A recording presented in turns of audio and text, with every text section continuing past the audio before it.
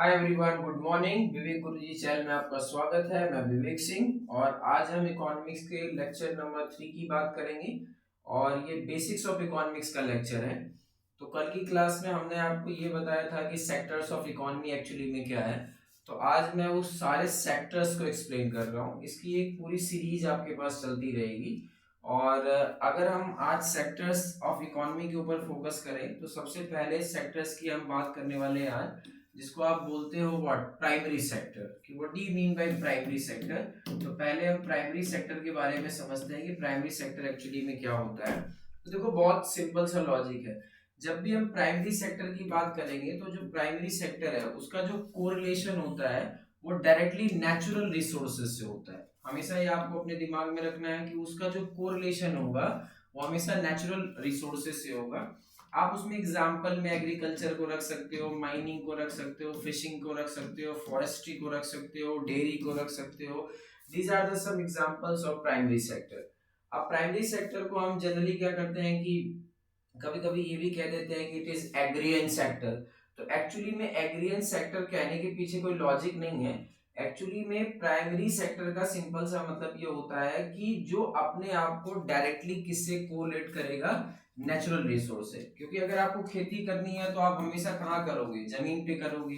अगर हमें माइनिंग करनी है तो वो भी हम क्या करेंगे, अगर फिशिंग करनी है, मछली पालन करना है, या फॉरेस्ट्री का काम करना है, या डेयरी का काम करना है, तो ये जो सारी चीजें हैं वो अपने आप को किससे कोरिलेट कर रही है, नेचुरल रिसोर्सेज से। जब भी नेचुरल रिसोर्सेज से कोई भी चीज क्या बोलते हैं, कनेक्ट हो रही है, तो that is a primary sector. अब वो बात अलग है कि आप अपने हिसाब से ये बात बोल दो कि उसको हम एग्रीएन सेक्टर बोलते हैं। ये आपको अपने दिमाग में अच्छे तरीके से होना चाहिए। अब बात आती है जो दूसरा सबसे इंपॉर्टेंट सेक्टर है, जिसको हम बोलते हैं इंडस्ट्रियल सेक्टर, या जिसको आप अपनी लैंग्वेज में सेकेंडरी सेक्टर भी कहते हैं। अब आप इसको सेकेंडरी सेक्टर बोलो, ठीक है ना। आप इसको बेसिकली सेकेंडरी सेक्टर भी बोल सकते हो। आप इसको अगर दूसरे लैंग्वेज में बात करें तो उसको आप मैन्युफैक्चरिंग सेक्टर भी बोल सकते हो, या आप इसको क्या बोलते हैं, इंडस्ट्रियल सेक्टर भी बोल सकते हो। तो हम इंडस्ट्रियल सेक्टर के बारे में थोड़ा समझते हैं। देखो, इंडस्ट्रियल सेक्टर का सिंपल सा मतलब है कि जो अपने आप को कोरिलेट करता है, ठीक है। मतलब उसका भी जो रिलेशन होगा वो हमेशा प्राइमरी सेक्टर से ही होगा। कि प्राइमरी सेक्टर से कोई भी चीज को वो उठाएगा और उसको फिनिश गुड में एक्सट्रैक्ट करके उसको फिनिश गुड में क्या करेगा, कन्वर्ट करेगा। तो उसी को हम बेसिकली सेकेंडरी सेक्टर कहते हैं। अब आप उसमें एग्जांपल ले सकते हो इंडस्ट्रियल प्रोडक्शन का, cotton fabric, sugar cane production.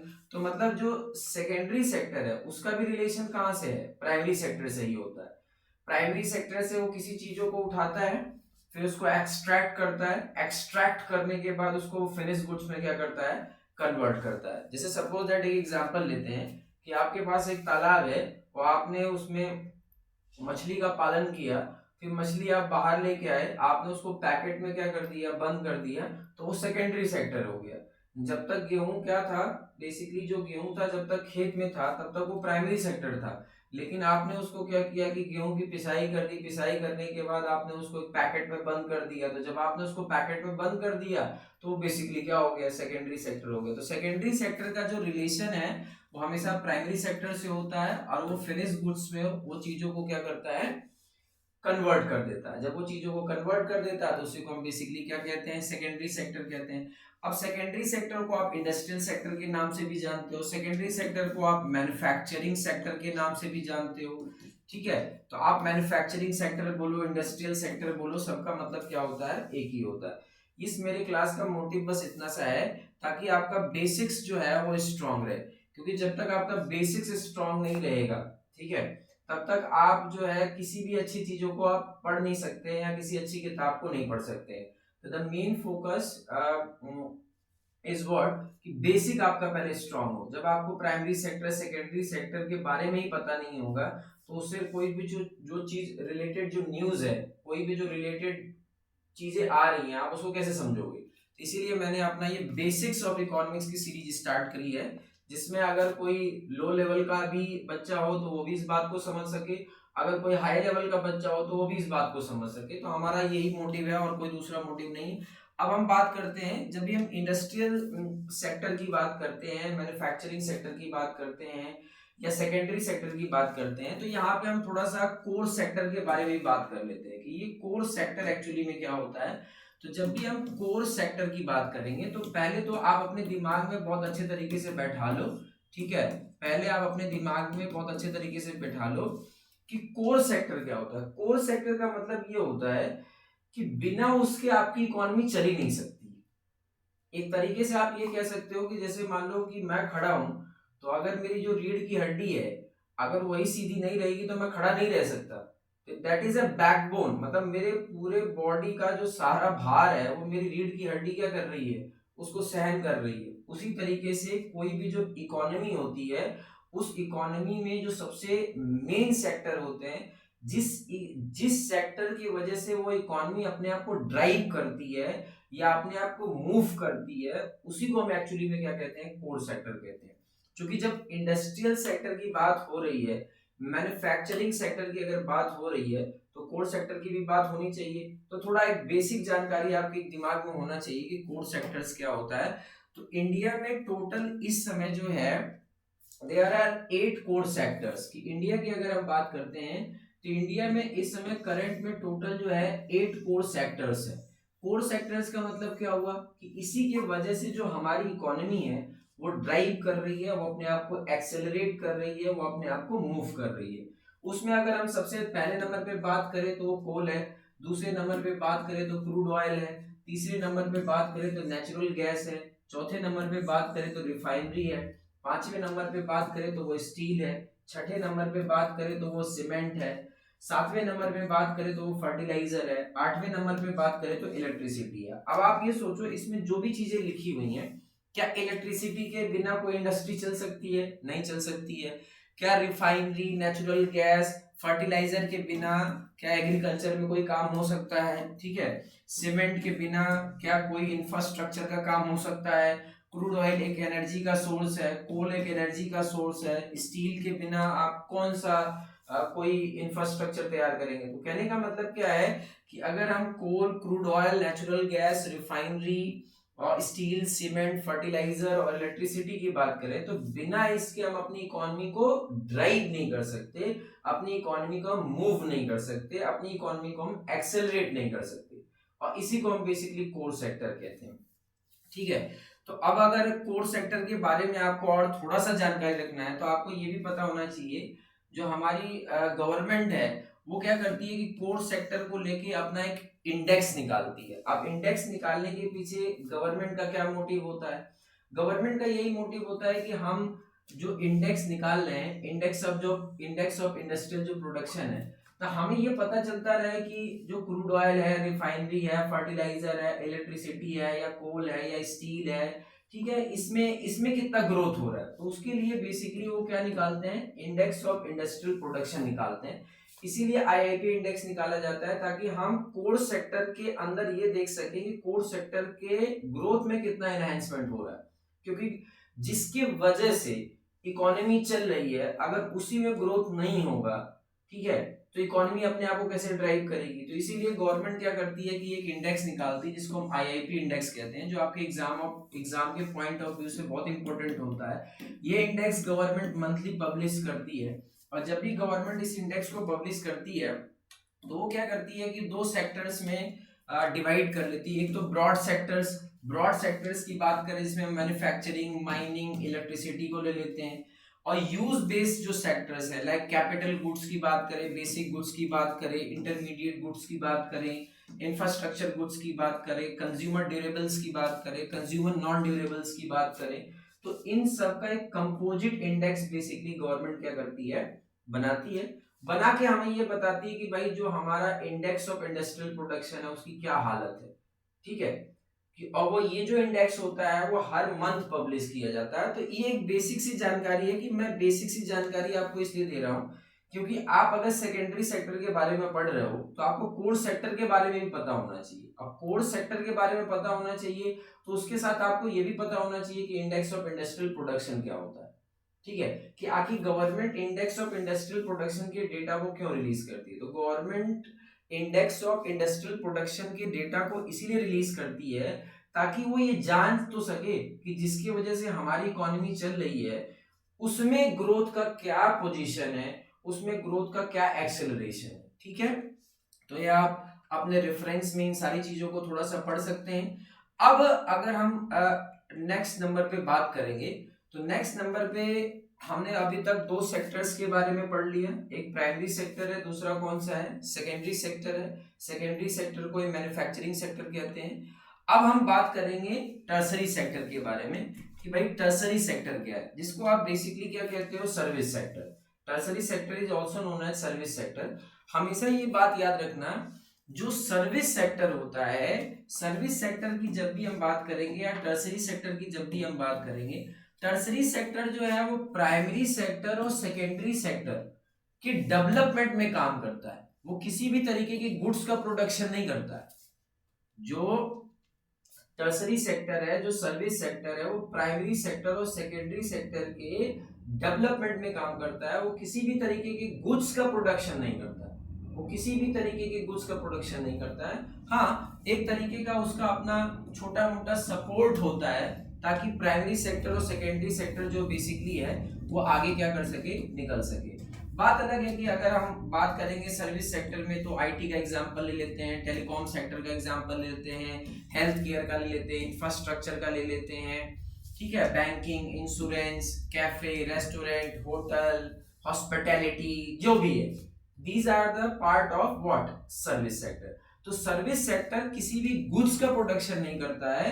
Service sector का जो सीधा सीधा जो कोरिलेशन है वो केवल और केवल सर्विस से है, और ये ऐसी सर्विसेज प्रोवाइड करता है जिससे कि प्राइमरी सेक्टर और सेकेंडरी सेक्टर का डेवलपमेंट हो सके। ये आपको अपने दिमाग में अच्छे तरीके से बैठा लेना है, क्योंकि एक जनरल सी बात है। अब हम सर्विस सेक्टर के दो सब सेक्टर के बारे में बात करने वाले हैं, क्योंकि अभी तक तो क्या है कि या नॉर्मल चीजें हैं, आप नॉर्मल बुक्स पढ़ते हैं या नॉर्मल चीजें पढ़ते हैं तो आपको बस इतना ही पता चलता है कि नहीं, हाँ प्राइमरी सेक्टर होता है, सेकेंडरी सेक्टर होता है, और इसके बाद क्या होता है, टर्सरी सेक्टर होता है। प्राइमरी को हम एग्रीगेट बोल देते हैं, सेकेंडरी को हम मैन्युफैक्चरिंग या इंडस्ट्रियल सेक्टर बोल देते हैं, टर्सरी को हम सर्विस सेक्टर बोल देते हैं। लेकिन सर्विस सेक्टर में भी दो पार्ट हैं। सर्विस सेक्टर के दो सब पार्ट जो करेंट 21st सेंचुरी में सामने हमारे पास आ चुके हैं, उसमें सबसे पहले हम बात करेंगे क्वाइंट्री एक्टिविटीज की। किसकी बात करेंगे हम, क्वाइंट्री एक्टिविटीज की बात करेंगे। तो जब भी हम क्वाइंट्री एक्टिविटीज की बात करेंगे तो ये क्वाइंट्री एक्टिविटीज क्या है, तो जब भी हम क्वाइंट्री एक्टिविटीज की बात करते हैं तो जो क्वाइंट्री एक्टिविटीज है ये सब पार्ट है सर्विस सेक्टर का ही। It's a sub part of what, service sector, और you can say tertiary sector, जहां पे नॉलेज की बात हो रही है, जहां पर इकोनॉमी के इंटेलेक्चुअल एस्पेक्ट्स की बात हो रही है। इंटेलेक्चुअल एस्पेक्ट्स का मतलब क्या है, ये सेक्टर का मेन काम ये होता है कि कोई भी अगर एंटरप्रेन्योर है तो वो अपने यहाँ पे इनोवेशन करे, अपनी क्वालिटी को इंप्रूव करे, क्योंकि जब वो अपने यहाँ पे इनोवेशन करेगा, अपनी क्वालिटी को इंप्रूव करेगा, तो इकोनॉमी की भी क्वालिटी क्या होगी, बढ़ेगी। जैसे कि हम अगर बात करें कि ऐसे प्रोफेशनल्स जो किसी ऑफिस में काम कर रहे हो, या कोई यूनिवर्सिटी कॉलेज में रिसर्च का काम कर रहा हो, या कोई भी पर्सनल जो है किसी ऑफिस में रिसर्च का काम कर रहा हो, अकाउंटिंग की बात कर ले, ब्रोकरेज की बात कर ले, हॉस्पिटल्स की बात कर ले, डॉक्टर्स की बात कर ले, मतलब सर्विस सेक्टर में जो नॉलेज इंटेलेक्चुअल चीजों वाला पार्ट है, दैट इज अ क्वाइंट्री एक्टिविटी। दैट इज अ क्वाइंट्री activity of what, service sector. ये आपको अच्छे तरीके से पता याद रखना चाहिए अपने दिमाग में, कि जहां पर हम रिसर्च डेवलपमेंट की बात करेंगे, जहां पर हम ऐसी चीजें बात करेंगे जिससे इनोवेशन, रिसर्च, डेवलपमेंट, इकोनॉमी की क्वालिटी का इंप्रूवमेंट, ये सारी चीजें हो, दैट इज अ क्वाइंट्री एक्टिविटी। एंड क्वाइंट्री activity is nothing, is a sub part of what, service sector. ये सर्विस सेक्टर का एक्चुअली में क्या है, सब पार्ट है। अब उसी के साथ हम थोड़ा क्वाइनरी एक्टिविटीज के बारे में बात करें।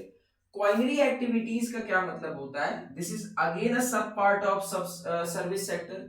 ये भी जो है वो सर्विस सेक्टर का जो है दूसरा पार्ट है, क्वाइनरी एक्टिविटी। तो क्वाइनरी एक्टिविटी क्या होती है, कि क्वाइनरी एक्टिविटी का मतलब क्या है कि आप ऐसा समझो, बहुत सिंपल लेवल में समझो, कि ऐसे लोग जो टॉप डिसीजन मेकर्स हैं किसी इंडस्ट्री में, कॉमर्स में, चाहे किसी भी जगह पे। हम यहाँ पे गवर्नमेंट प्राइवेट सेक्टर की बात नहीं कर रहे। I am not talking about the government sector, I am not talking about the private sector, कि ऐसे टॉप ऑफिशियल्स किसी ऑर्गेनाइजेशन में काम कर रहे हो जो डिसीजन मेकिंग का काम कर रहे हो। अब वो गवर्नमेंट में भी हो सकता है, प्राइवेट में भी हो सकता है, किसी यूनिवर्सिटी में भी हो सकता है, किसी स्कूल में भी हो सकता है, किसी कॉलेज में भी हो सकता है, किसी इंडस्ट्री में भी हो सकता है, कहीं पे भी हो सकता है, कि जहां पर जो टॉप डिसीजन मेकिंग का काम कर रहा है दैट इज अ क्वाइनरी एक्टिविटी। उसी को हम बेसिकली क्या कहते हैं, क्वाइनरी एक्टिविटी कहते हैं। अगर हम क्वाइंट्री और क्वाइनरी दोनों की बात करें तो they are nothing, they are the sub part of what, service sector. कि ये जो है सर्विस सेक्टर या टर्सरी सेक्टर के ही क्या है, बेसिकली सब पार्ट है। ये आपको अपने दिमाग में अच्छे तरीके से बैठा लेना है। अब अगर हम क्वाइनरी की बात करें तो क्वाइनरी का बहुत सिंपल सा मतलब है कि ऐसे बंदे जिनको हम ये भी कह सकते हैं कि they are the gold collar. जैसे पहले एक चलता था ना व्हाइट कॉलर, तो आजकल उसका नाम बदल के क्या हो गया, गोल्ड कॉलर। व्हाइट कॉलर जैसे कहते हैं ना, दो तरीके की जॉब होती है, एक होती है व्हाइट कॉलर जॉब, एक होती है blue collar job. Blue collar job का मतलब क्या हुआ कि ऐसे बंदे जो किसी ऑर्गेनाइजेशन के हायरार्किकल स्ट्रक्चर पे बॉटम लेवल पे काम कर रहे हैं, और ऐसे बंदे जो किसी ऑर्गेनाइजेशन के टॉप लेवल पे काम कर रहे हैं। तो जो टॉप लेवल पे काम कर रहे हैं वो व्हाइट कॉलर जॉब है, जो बॉटम लेवल पे काम कर रहे हैं वो बेसिकली क्या है, ब्लू कॉलर जॉब है। अब आप किसी व्हाइट कॉलर को आप क्या कह सकते हो, गोल्ड कॉलर। अब वो गवर्नमेंट में भी हो सकता है, प्राइवेट में भी हो सकता है। जो टॉप डिसीजन मेकिंग का काम कर रहे हैं दैट इज अ क्वाइनरी एक्टिविटी। क्वाइनरी और क्वाइंट्री दोनों ही जो है वो सर्विस सेक्टर का बेसिकली क्या है, पार्ट है। तो अभी तक आपको एकदम क्लियर होना चाहिए कि अगर हम किसी इकोनॉमी के एक्टिविटी के हिसाब से बात करेंगे, किसी भी इकोनॉमी में जब भी हम एक्टिविटी की बात करेंगे, तो इकोनॉमी में जब भी हम एक्टिविटी की बात करेंगे तो एक्टिविटी के हिसाब से, ठीक है, एक्टिविटी के हिसाब से जो आपकी इकोनॉमी है, एक्सट्रीमली सॉरी, ठीक है, एक्टिविटी के हिसाब से जब भी हम इकोनॉमी की बात करेंगे तो एक्टिविटी के हिसाब से जो इकोनॉमी है, ठीक है, वो बेसिकली कितने पार्ट में डिवाइड है। पहले नंबर पे अगर हम बात करें तो एक तो प्राइमरी सेक्टर हो गया, दूसरे नंबर पे अगर हम बात करें तो सेकेंडरी सेक्टर हो गया, तीसरे नंबर पे बात करें तो टर्सरी सेक्टर हो गया। और टर्सरी सेक्टर को अगर हम दो पार्ट में डिवाइड कर दें तो एक क्वाइंट्री हो गया, दूसरा क्वाइनरी हो गया। ये आपको अच्छे तरीके से अपने दिमाग में क्या कर लेना है, बैठा लेना। अब हम थोड़ा सा बात करते हैं वर्क कंडीशन के हिसाब से भी बात करेंगे कि वर्क कंडीशन के हिसाब से जो हमारी इकोनॉमी है वो कितने पार्ट में क्या है, बेसिकली डिवाइड है। तो वर्क कंडीशन के हिसाब से जब भी हम बात करेंगे तो वर्क कंडीशन के हिसाब से किसी भी देश की जो इकोनॉमी है वो एक्चुअली दो पार्ट में डिवाइड होती है। एक तरफ ऑर्गेनाइज्ड और दूसरी तरफ अगर हम बात करें तो व्हाट, अनऑर्गेनाइज्ड। जैसे कि आप ये पिक देख रहे हो तो पिक से आपको ये क्लियर हो रहा होगा कि ये ऑर्गेनाइज्ड सिस्टम की बात कर रहे हैं। तो ऑर्गेनाइज्ड इकोनॉमी क्या होती है और अनऑर्गेनाइज्ड इकोनॉमी क्या होती है। अब ऑर्गेनाइज्ड को ही आप फॉर्मल बोलते हो, अनऑर्गेनाइज्ड को आप इनफॉर्मल बोलते हो। ऑर्गेनाइज का मतलब संगठित, अनऑर्गेनाइज का मतलब असंगठित, फॉर्मल, और इसको आप दूसरी लैंग्वेज में क्या बोलते हो, इनफॉर्मल। तो जब भी हम ऑर्गेनाइज्ड इकोनॉमी की बात करेंगे तो जो ऑर्गेनाइज्ड इकोनॉमी है या जो ऑर्गेनाइज्ड सेक्टर है, यहाँ पे क्या है कि जो भी एम्प्लॉयमेंट है, ठीक है, जो भी जिस भी लोगों को यहाँ पे एम्प्लॉयमेंट मिलता है उनके टर्म और कंडीशन फिक्स होते हैं, उनके वर्किंग आवर्स फिक्स होते हैं, उसमें सरकार या किसी एजेंसी का उनके ऊपर बेसिकली क्या होता है, कंट्रोल होता है। कि अगर मान लो हम बोले स्टेट बैंक ऑफ इंडिया, तो स्टेट बैंक ऑफ इंडिया के ऊपर रेगुलेशन कौन कर रहा है, reserve bank of what, India. तो रिजर्व बैंक ऑफ इंडिया इसके ऊपर रेगुलेशन कर रहा है, इसके अंदर जो भी एक्टिविटी हो रही है, क्या प्लस है क्या माइनस है, ठीक है, तो वो सारा चीज रिजर्व बैंक ऑफ इंडिया देख रहा है, ठीक है। जहां यहाँ पर जो भी नौकरी कर रहा है, जो भी यहाँ पे जॉब कर रहा है, उसकी सिक्योरिटी जो है वो पहले से क्या है, फिक्स है। वर्किंग टाइम भी उसका क्या है, फिक्स है कि 10 से 5 की नौकरी है, आपको इतना मिलेगा। सब तरीके की सोशल सिक्योरिटी है, चाहे हेल्थ इंश्योरेंस की बात करो, चाहे किसी चीज की बात करो, उस एम्प्लॉय को हर चीजें मिल रही है। तो एक तरीके से ऑर्गेनाइज सेक्टर या फॉर्मल इकोनॉमी का मतलब ये होता है कि जहां पर सरकार या उसकी एजेंसी का कंट्रोल हो, जहां पर जो भी जॉब कर रहा हो उसकी वर्किंग कंडीशन, उसके टर्म, सब चीजें फिक्स हो, और जहां पर उसको अच्छे तरीके से एक सोशल सिक्योरिटी मिल रही हो, तो उसी को हम बेसिकली क्या कहते हैं, ऑर्गेनाइज सेक्टर कहते हैं। ये आपको हमेशा याद रखना है। और जब भी हम अनऑर्गेनाइज सेक्टर की बात करेंगे, जब भी हम किसकी बात करेंगे, अनऑर्गेनाइज सेक्टर की बात करेंगे या इनफॉर्मल इकोनॉमी की बात करेंगे, तो इनफॉर्मल इकोनॉमी का मतलब क्या हुआ कि ऐसे लोग जो होम बेस्ड वर्क कर रहे हैं, जो सेल्फ एम्प्लॉयड है, बेसिकली क्या है, वो सेल्फ एम्प्लॉयड है, जिनके पास किसी भी तरीके की सोशल सिक्योरिटी का प्रोटेक्शन नहीं है, जिनके पास किसी भी तरीके की सोशल सिक्योरिटी का बेसिकली क्या है, प्रोटेक्शन नहीं है। सरकार ने या उसके लिए जो भी लॉ बनाए हैं वो बहुत ही क्या है, मिनिमाइज तरीके का लॉ है। तो उस सेक्टर को हम बेसिकली क्या कहते हैं, अनऑर्गेनाइज कहते हैं, जहां पे लोगों की इनकम बहुत लो होती है, अनस्टेबल है, इरेगुलर है, कि राइड आई तो गए, उन्होंने ओला से किसी को उठा लिया, राइड नहीं आई तो उन्होंने नहीं उठाया, जब मन किया तब काम किया, ठीक है ना। सरकार की तरफ से कोई इसमें क्या है, बेसिकली अगर हम बात करें तो कोई प्रोटेक्शन नहीं होता है, तो उसी को बेसिकली हम अनऑर्गेनाइज सेक्टर कहते हैं। ऐसा नहीं कि अनऑर्गेनाइज सेक्टर को लेके गवर्नमेंट कोई रूल रेगुलेशन नहीं बनाती है। अनऑर्गेनाइज सेक्टर के लिए गवर्नमेंट ने 2008 में एक एक्ट बना रखा है, unorganised workers social security act 2008।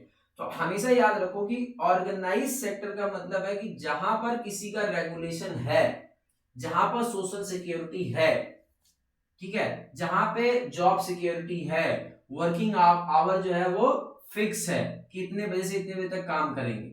लेकिन जब भी हम अनऑर्गेनाइज सेक्टर में आएंगे, वहां पर ये सारी चीजें एब्सेंट हो जाएंगी, वहां पे रेगुलेशन लैक करेगा, प्रोटेक्शन सोशल सिक्योरिटी का लैक करेगा, इनकम जो होगी हमेशा लो होगी, ठीक है। तो इस तरीके की जो चीजें हैं उसी को हम बेसिकली क्या कहते हैं, अनऑर्गेनाइज सेक्टर कहते हैं। तो इकोनॉमी को जब भी हम वर्क कंडीशन के हिसाब से डिवाइड करते हैं तो वो दो पार्ट में डिवाइड होती है, अनऑर्गेनाइज्ड, ऑर्गेनाइज, इनफॉर्मल या फॉर्मल। अब अगर हम बात करते हैं तो नेक्स्ट नंबर पे हम बात करेंगे पब्लिक सेक्टर। तो देखो पब्लिक सेक्टर तो आपको अच्छे तरीके से पता है कि जब भी हम पब्लिक सेक्टर की बात करेंगे तो वहां पर जो भी एसेट है उसका ज्यादातर जो पार्ट होता है वो बेसिकली गवर्नमेंट के पास होता है, उसी को हम बेसिकली क्या कहते हैं, पब्लिक सेक्टर कहते हैं या निजी क्षेत्र कहते हैं। जैसे कि अगर हम इंडिया में बात करें तो इंडिया में जो सेंट्रल पब्लिक सेक्टर एंटरप्राइजेस है उसको हमने 3 पार्ट में कैटेगराइज किया है, जिसमें हमारे भारत सरकार के पास एक महारत्न कंपनी होती है, एक नवरत्न कंपनी होती है और एक मिनी रत्न कंपनी होती है। अब महारत्न कंपनी का मतलब क्या है कि ऐसी कंपनी जिसका टर्नओवर बहुत ज्यादा हो, अगर उससे कम होगा तो वो नवरत्न है, अगर उससे भी कम होगा तो वो बेसिकली क्या है, मिनी रत्न है। कि हमने कहा कि भाई ऑयल नेचुरल गैस कॉरपोरेशन, या मैंने कहा कोल इंडिया लिमिटेड, या मैंने कहा कि SAIL Steel Authority of India Limited, या हमने बात करी भारत हैवी इलेक्ट्रिकल्स लिमिटेड। तो ये कुछ ऐसे ऑर्गेनाइजेशन है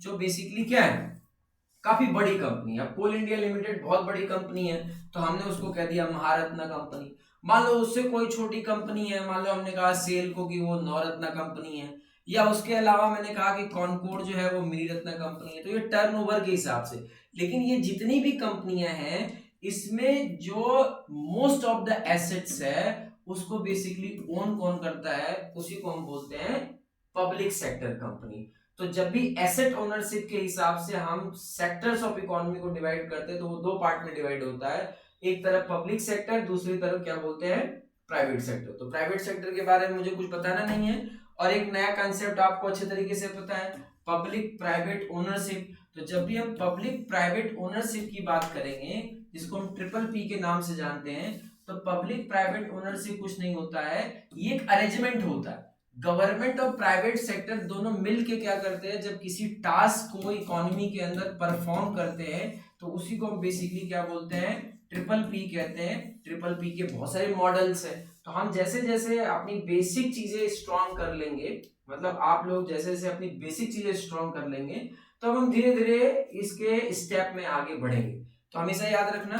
और अब हम लोग जो बात करने वाले हैं, अगले क्लास में हम लोग ये बात करेंगे, हो सकता है कि ये क्लास आज ही आपके यूट्यूब पे पड़ जाए, तो अगली क्लास में हम ये देखेंगे कि जो सेक्टर वाइज जो जीडीपी का कंट्रीब्यूशन है, अब उस सेक्टर में चाहे हम प्राइमरी सेक्टर की बात करें, सेकेंडरी सेक्टर की बात करें, टर्सरी सेक्टर की बात करें, क्वाइंटरी सेक्शन की बात करें, क्वाइनरी सेक्शन की बात करें, ऑर्गेनाइज सेक्टर की बात करें, अनऑर्गेनाइज सेक्टर की बात करें, या हम पब्लिक सेक्टर की बात करें, या हम प्राइवेट सेक्टर की बात करें, तो ये जितने भी सेक्टर्स हैं, मतलब प्राइमरी, सेकेंडरी, टर्सरी, क्वाइंटरी, क्वाइनरी, ऑर्गेनाइज, अनऑर्गेनाइज, पब्लिक और व्हाट प्राइवेट, इसका जीडीपी में एक्चुअली में क्या कंट्रीब्यूशन है कि ये हमारे देश को कितना इनकम जनरेट करके दे रहा है, तो वो लेटेस्ट डेटा के अकॉर्डिंग हम अगली क्लास में इसमें क्या करेंगे, बात करेंगे। तो ये आज का तीसरा लेक्चर था इकोनॉमिक्स का।